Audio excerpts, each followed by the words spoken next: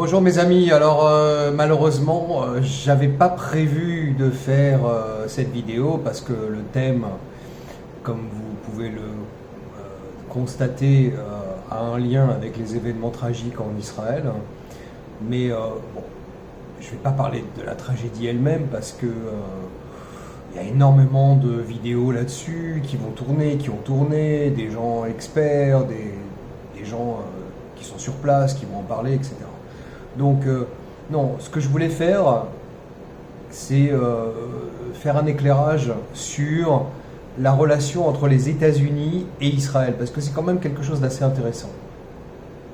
À mon avis, bien sûr, il y a d'autres pays qui sont plus intéressants à étudier, bien sûr, mais la relation entre les États-Unis et Israël est un peu particulière, et donc je voulais en parler dans le cadre d'une vidéo de moins de 10 minutes, comme d'habitude. Alors, les relations ont vraiment commencé sérieusement à partir des années 60. Auparavant, bon, il y a eu la construction de l'État d'Israël.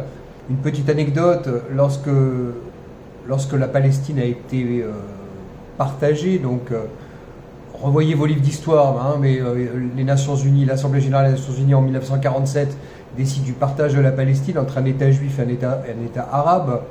Les Arabes rejettent et attaquent Israël. Bon, donc c'est la guerre d'indépendance, 47, et à l'issue de cette guerre, il y a la reconnaissance de l'État d'Israël, il y a la naissance de l'État d'Israël en 48. Voilà, donc, et à ce moment-là, les Américains donc, se posent la question, est-ce qu'il faut reconnaître l'État juif ou pas? Il y a eu de gros débats au sein du cabinet de Harry Truman, un démocrate, qui d'un côté penchait pour reconnaître, parce que c'était électoralement intéressant, hein, le fameux électorat juif américain, et aussi parce que il y a aussi un électorat chrétien qui est très pro-Israël, et ça j'en parlerai un tout petit peu plus après.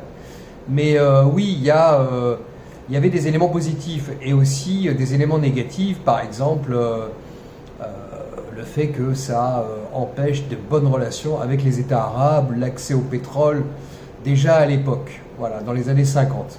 Donc, on avait déjà cette ambivalence américaine vis-à-vis d'Israël et en général du Moyen-Orient, je dirais. Donc, les États-Unis ont estimé qu'à partir des années 60, quand Israël a vraiment rompu avec l'Union soviétique, autre anecdote, c'est les soviétiques sous la houlette de Molotov et de Staline qui ont été pratiquement les premiers à reconnaître l'État juif, la création de l'État juif. Bon, c'est un paradoxe historique quand on sait qu'après ils ont encouragé la création du peuple palestinien et qui n'existait pas avant d'ailleurs. Et bon, donc c'est toujours intéressant de voir comment une position peut changer à 180 degrés. J'allais dire 360, mais c'est presque ça aujourd'hui avec Poutine. Mais enfin bon, ça c'est une autre histoire. Hein. Je ne parle pas des relations entre Israël et la Russie, je parle des relations entre Israël et les États-Unis. Alors, principalement, il y a deux piliers dans les relations israélo-américaines. Le premier pilier, c'est un pilier, on va dire, financier, économique et militaire. Alors, l'aide économique pure a été arrêtée en 2007. Donc depuis 2007, Israël ne reçoit plus d'aide économique. Mais par contre, alors qu'est-ce que c'était cette aide économique? En fait, concrètement, c'était des prêts bonifiés pour financer la construction de logements pour les immigrants, d'autoroutes, etc., etc. Bon. Et puis, il y a une aide militaire, laquelle a été réduite, mais qui demeure aux alentours de 3 milliards de dollars par an, et qui permet aux Israéliens d'acheter du matériel américain, du matériel militaire américain, à hauteur de 75% du crédit, je pense, si ma mémoire est bonne. Bon. Donc, c'est pas de l'argent balancé comme ça. Il y a quand même un intérêt américain très fort. Le seul inconvénient, et ça il y a beaucoup de politiciens israéliens qui le disent, il y a même l'ancien l'ancien espion américain Jonathan Pollard, qui avait espionné pour Israël, qui est resté très longtemps en prison, et qui a fait une interview l'année dernière très intéressante, où il expliquait justement que l'intérêt des Israéliens, c'était de renoncer à cette aide militaire. Bon, l'inconvénient de cette aide militaire, et ça c'est le sénateur Rand Paul qui l'a dit il y a quelques années, c'est que ça empêche Israël d'avoir une politique totalement indépendante vis-à-vis des États-Unis.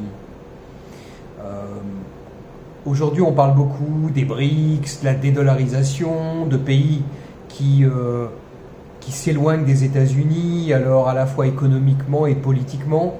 Et c'est vrai que, en tout cas, d'un point de vue purement israélien, on pourrait imaginer qu'Israël fasse de même, devienne plus indépendant vis-à-vis des États-Unis. Alors, mais je vais expliquer pourquoi c'est très difficile. Parce que le deuxième pilier, en plus d'être... en plus de celui économique et financier et militaire, c'est le pilier politique. Les États-Unis sont le seul pays à soutenir Israël en principe au Conseil de sécurité. Quand tous les pays votent contre Israël, apparemment ils en font une obsession, les États-Unis opposent leur veto et comme ça tout le monde est content. Bon, maintenant il faut relativiser. Sous les démocrates, il y a eu beaucoup de résolutions qui ont été passées contre Israël, malgré le veto ou malgré surtout l'abstention des États-Unis.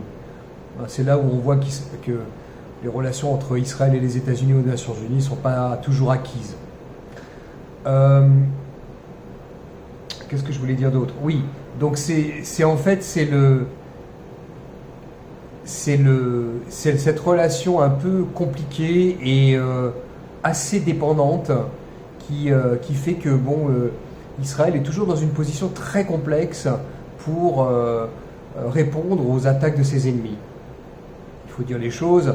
En 1956, par exemple, l'attaque de Suez avec les troupes franco-britanniques, les Russes et les Américains ont sifflé la fin de la partie, tout le monde est rentré chez soi. Bon, pareil pour la guerre des 6 jours en 67, pareil pour la guerre de Kippour en 73. Il y a toujours eu des pressions extérieures. Bon.